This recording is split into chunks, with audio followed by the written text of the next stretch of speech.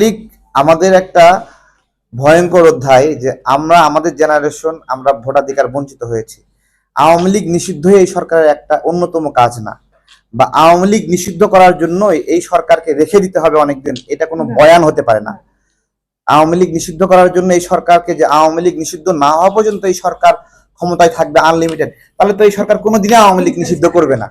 আওয়ামী লীগের বিচার না হওয়া পর্যন্ত এই সরকার থাকবে, তাহলে তো এই সরকার কোনোদিন আওয়ামী লীগের বিচারই করবে না, যে না তাহলে বিচার হোক, আস্তে আস্তে হোক, না হোক, আমরা আজীবন থাকি।